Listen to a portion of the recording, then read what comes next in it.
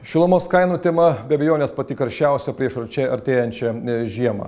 Ir gaila, bet turiu pasakyti tai, kad dar prieš metus Vilniaus miesto savivaldybė ir aš asmeniškai kartu su energetikos specialistais pateikėme energetikos ministerijai, vyriausybei, netgi Seimui sprendimą, kuris leistų dar šį šildymo sezoną sumažinti šilumos kainas visoje Lietuvoje nuo 17 iki 20%. Tam reikia tik tai vieno labai aiškaus vyriausybės ir energetikos ministerijos sprendimo.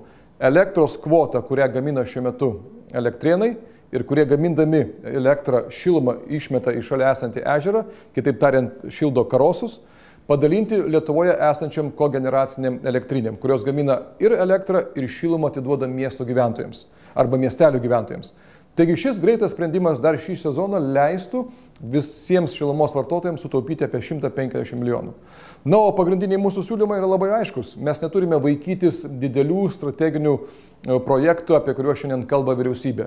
Turime daryti viską, kad naudotume vietos biokurą, kuris leistų lygiai taip pat kurti darbo vietas ir atitinkamai prisidėtų prie mūsų atlyginimų vidurkio kelimo ir kad neišvažiuotų pinigai iš Lietuvos ekonomikos. Todėl manome, kad šiandien biokuras yra pagrindinė strateginė kryptis. Taip pat be abejo turime galvoti apie geotermijos panaudojimą, ypač vakarinėje Lietuvoje, kur yra iš tikrųjų tokios galimybės, vėjas ir kiti atsinaujinantys šaltiniai. Tik tai garantuoja mums tikrą energetinę nepriklausomybę. Ne atominė elektrinė ir nesuskystintų dujų terminalas, kuris šiuo metu planuojamas ir kurio naudą gaus didžia dalimi akcininkai, o vartotojams reikės už tai apmokėti.